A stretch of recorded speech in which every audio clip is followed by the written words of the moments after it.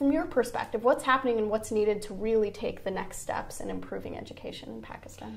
I think the fundamental sort of principle argument or the theory of change, at least behind what we're doing at Alif Ailaan, this campaign for education that I'm associated with, the theory of change is that you can't really get any kind of meaningful, deep, sustainable change in education unless the politics of Pakistan, the daily conversation around the dinner table, around the coffee table, we call it the dastarkhan, the mat on which we set food, when we sit down and eat, around our television talk shows are a big part of at least our urban culture now. Unless the conversations around those places, the day-to-day average ordinary Pakistani, unless they don't start talking about this and feeling a sense of agitation and a sense of disappointment with the way things are and a direction to take, unless that doesn't happen, then all the training of teachers and the building of school buildings and all the other conversations that one could have aren't going to mean as much. And I think for a long time, foreign donors have plowed a lot of money into education in Pakistan, and for the most part they've been disappointed. But frankly, the disappointment donors feel is nothing compared to the disappointment of parents in Pakistan.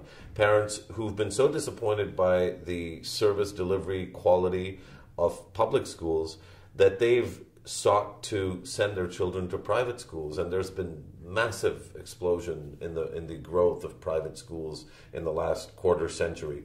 Unfortunately, because it's largely unregulated, most of the private schools are low-cost private schools, and they're also low-quality private schools. That's a pretty difficult task. It's very hard to get people to change the way they think about things. So how are you going about doing that? How do you achieve that? How do you really change the way that a nation thinks about an issue? So I always sort of push back on this pretty strongly. So I don't think our job is to change the way Pakistanis think for two reasons. One, I don't think anybody can ever achieve the way change in the way people think. I think that you can influence people's perceptions to an extent, but you're never going to change the way people think. Also, I don't think Pakistanis need to change the way they think.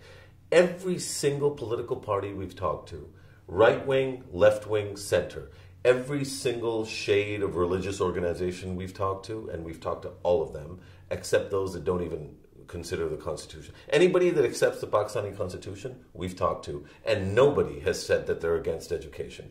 Every political party, every civil society organization, every teachers union, every parents group, they're pro-education, they're pro-girls' education, they're pro-boys' education, they're pro-quality education. They know that if Pakistan doesn't invest in better math scores for our children, that our competitiveness with the rest of the world, we live in a tough neighborhood. Pakistan is surrounded by countries that we haven't had the best relationship with over the years.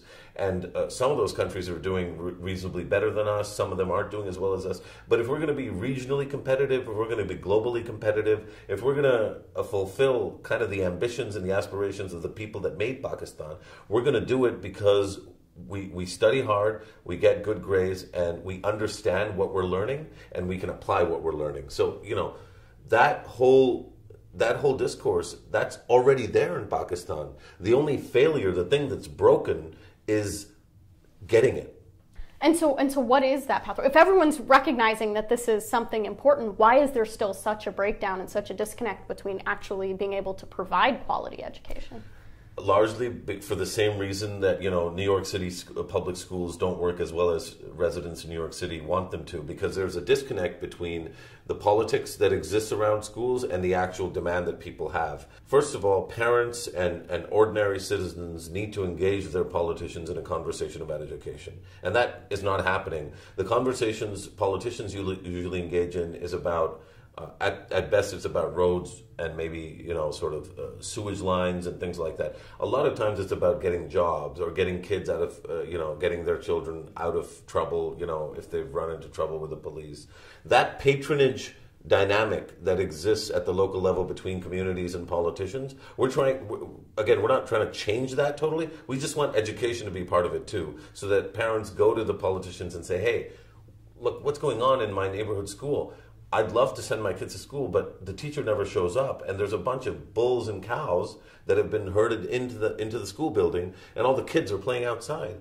How about getting these teachers to come to school? Those conversations at the local level, happening across all 150 districts of Pakistan, across our 4 provinces and 4 regions or territories, and then aggregating nationally, will produce the pressure that we need to get the state to start delivering services properly. So our conception of this is relatively simple. We have to reinforce the problem, get people to talk about the problem, know who they should go to get the problem solved, and create an echo chamber around those people, our politicians mostly, but also our education bureaucrats and our teachers, and particularly our teachers' unions, so that they all realize that the way things are isn't acceptable anymore. And if they continue this way, the pressure they'll feel from the public, from the newspapers, from the press, will become unbearable. So what we're trying to do is ramp up. This is classical demand mobilization. We're trying to ramp up public pressure